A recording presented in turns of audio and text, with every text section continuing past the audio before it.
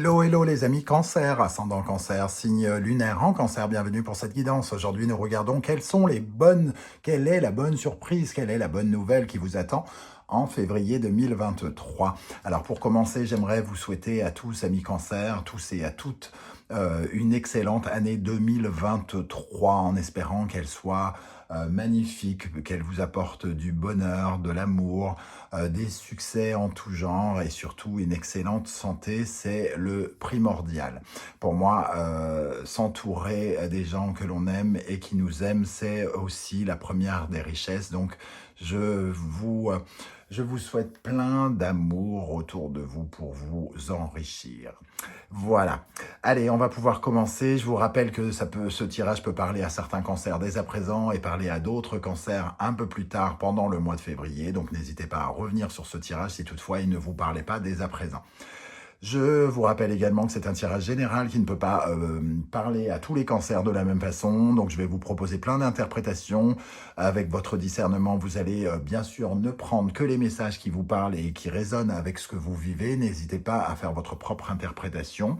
Et je vous recommande, comme d'habitude, de regarder la vidéo de votre signe ascendant et de votre signe lunaire pour avoir des compléments d'information ou pour recevoir un autre message qui peut-être vous parlera d'autant plus. Dans la barre d'infos juste en dessous, vous trouverez mon adresse email comme à chaque fois pour ceux qui ont besoin de renseignements pour les tirages personnalisés. Vous trouverez également différents liens qui vous mèneront vers les guidances que j'ai effectuées pour le signe du cancer, comme par exemple la vidéo spéciale que j'ai faite, quelles sont les bonnes surprises qui vous attendent pendant le premier semestre 2023 et la guidance du premier semestre 2023 est également disponible. Toutes les guidances de janvier sont à votre disposition également, la guidance professionnelle, sentimentale, les messages de vos guides, etc. etc.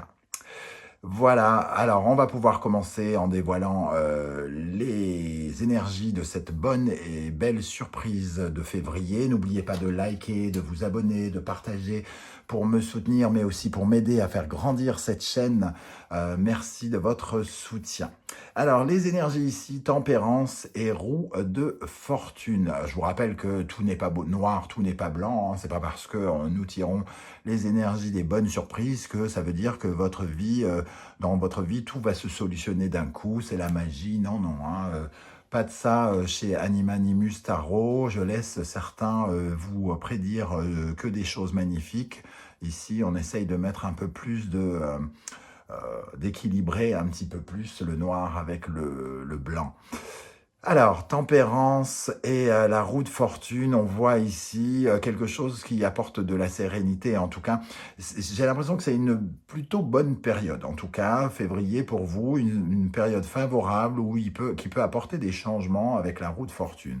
Pour ceux qui, entre guillemets, sont en train de chercher des accords, des partenariats ou d'essayer de faire un pacte, hein, entre guillemets, le tempérance qui peut représenter mettre de l'eau dans son vin, avoir des discussions, des échanges, discuter, donc de mettre de l'eau dans son vin, ça veut dire des conciliations, de la modération, essayer de rééquilibrer une situation, c'est plutôt favorable ici puisque ça entraîne un changement, donc une accélération dans des conciliations, les réconciliations pour certains d'entre vous.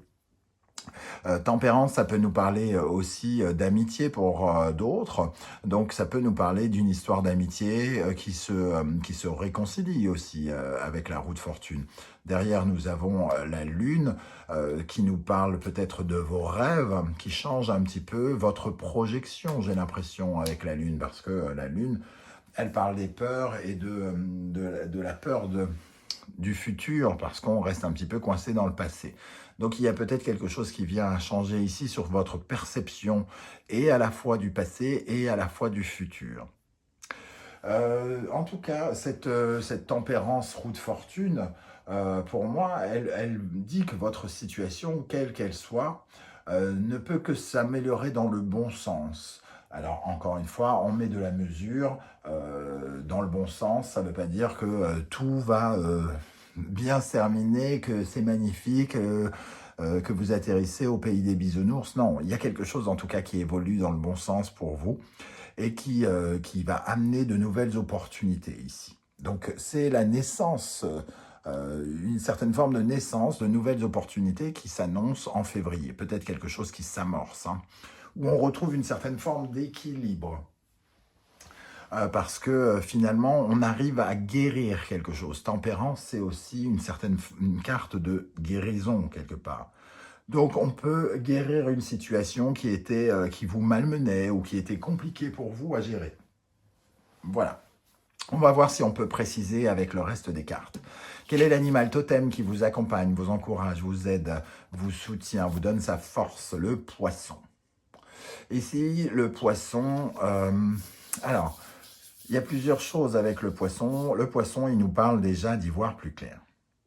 Je parlais de projection avec cette lune-là qui est cachée juste en dessous. Le poisson, il a besoin d'y voir clair dans son eau pour savoir se diriger. Donc, il a cette capacité déjà à purifier quelque chose. Ici, on purifie une situation, on y voit plus clair et ça nous permet de nous projeter différemment. Le poisson, il est souvent assimilé à l'argent aussi, à la fluidité de l'argent, à quelque chose qui apporte de l'argent, à quelque chose qui se démultiplie aussi. Donc pour moi, il y a avec ce poisson, comment dire, on continue son voyage, on avance. Tout à l'heure, je parlais d'une situation qui évolue dans le bon sens. Ici, on continue d'avancer, on continue son cheminement avec ce poisson. Et peut-être qu'on commence à visualiser autre chose. Il parle de changer de point de vue et surtout de changer d'objectif quelque part, ce poisson aussi. Hein. Puisque l'eau est claire, il peut à tout moment changer de direction. Et peut-être qu'ici, vous y voyez plus clair dans une situation et ça vous permet de revoir un petit peu votre copie et les objectifs que vous vous êtes fixés.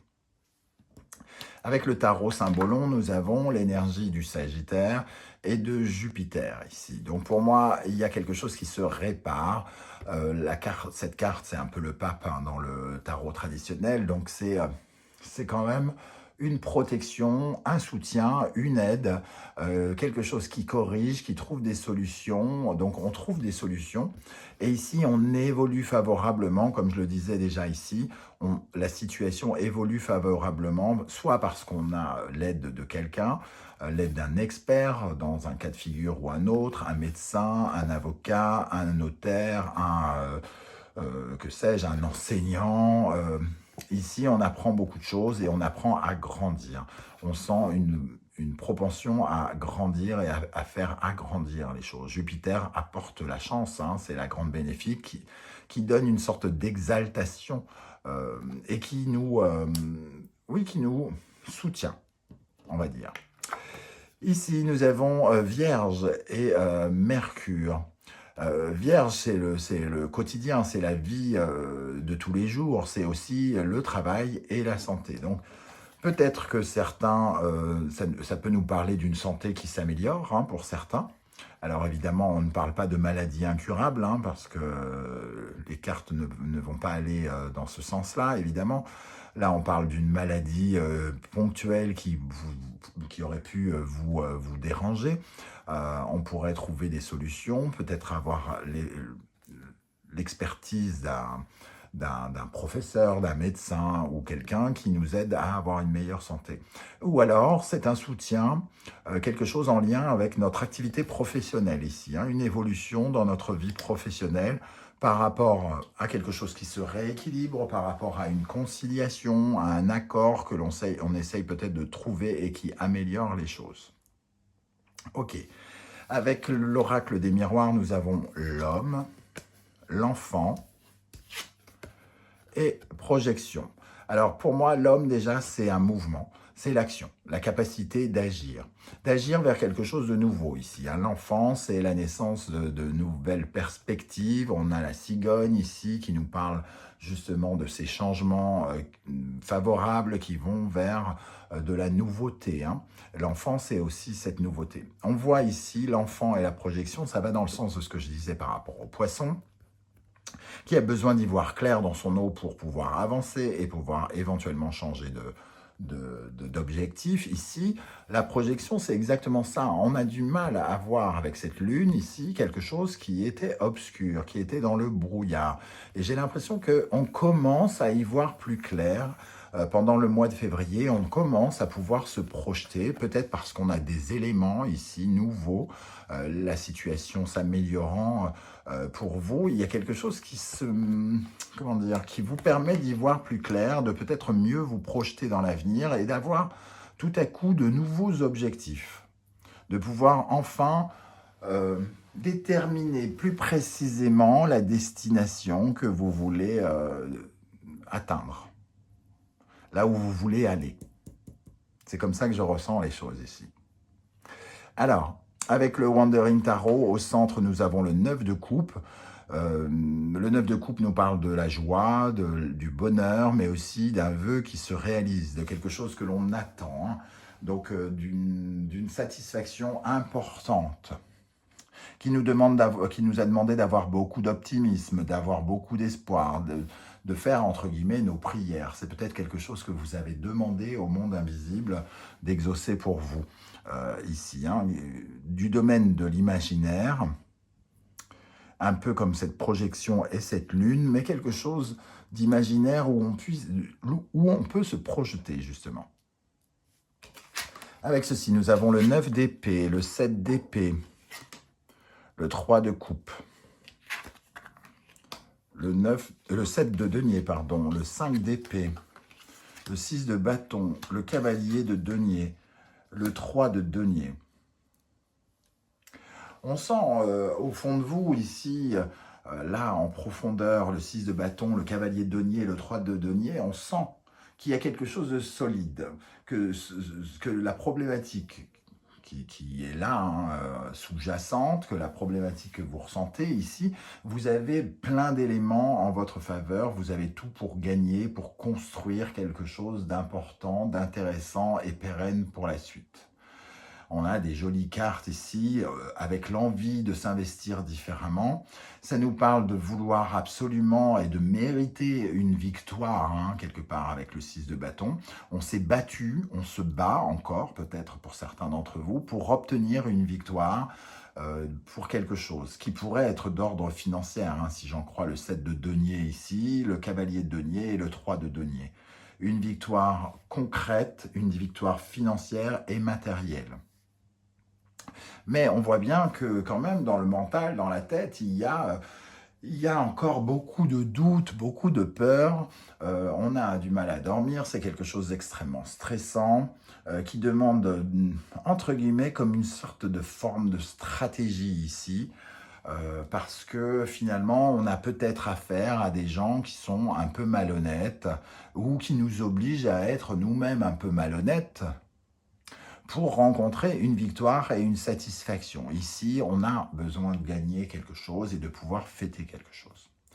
J'ai l'impression ici que le combat continue avec ce 5 d'épée, mais on voit qu'il y a quelque chose qui s'ouvre. Alors, c'est peut-être pas terminé, il y a peut-être des choses...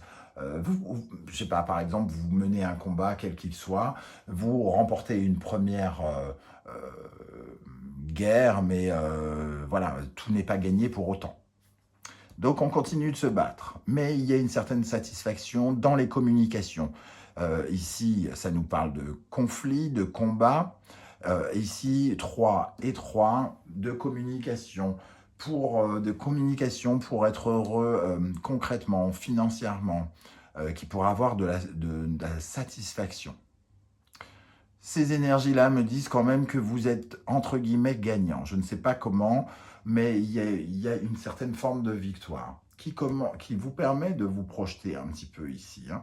Alors, est-ce que c'est totalement la victoire définitive? Je n'en suis pas sûr parce qu'il reste encore ce 5 d'épée, il reste encore un peu de lutte, mais c'est un très bon début pour se sortir d'une situation qui apparemment...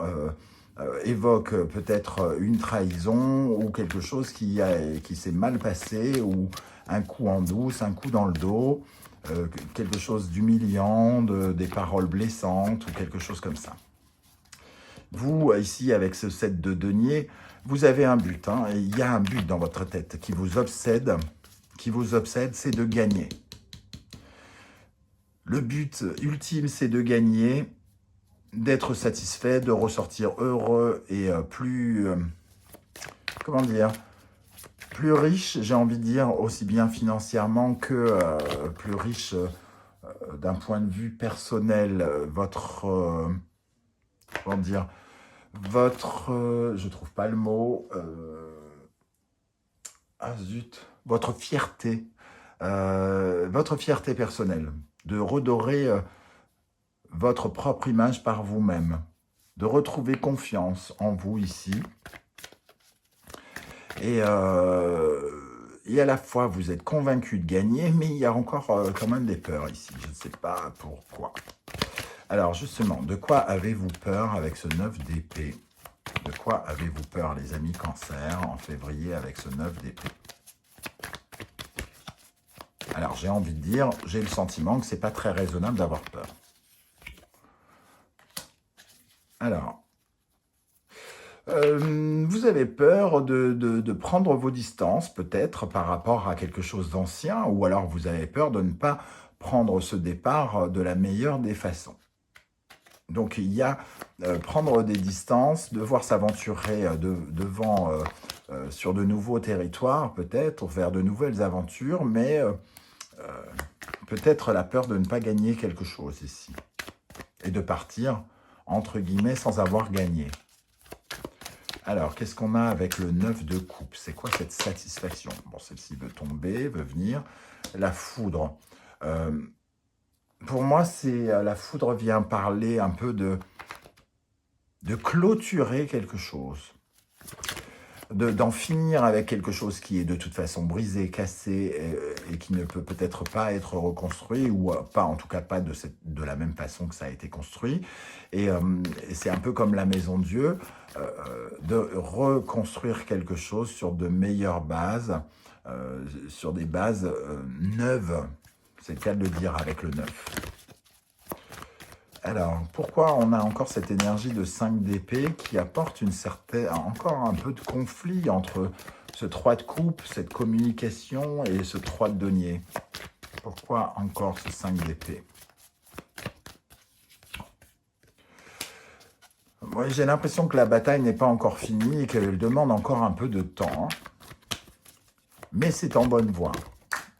C'est en bonne voie pour aller vers quelque chose de nouveau. Il y a...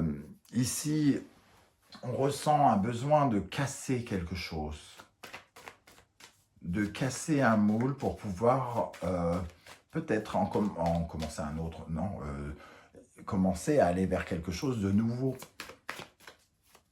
Qu'est-ce qu'on a sur Alpha? Clôturer une histoire, hein. Clôturer une histoire pour pouvoir aller vers de nouvelles envies, ici avec la nécessité, un côté vital d'aller vers quelque chose de nouveau, mais aussi en plus quelque chose qui soit plus, qui soit plus attirant pour vous, qui soit plus passionné, plus fusionnel, qui vous corresponde beaucoup plus.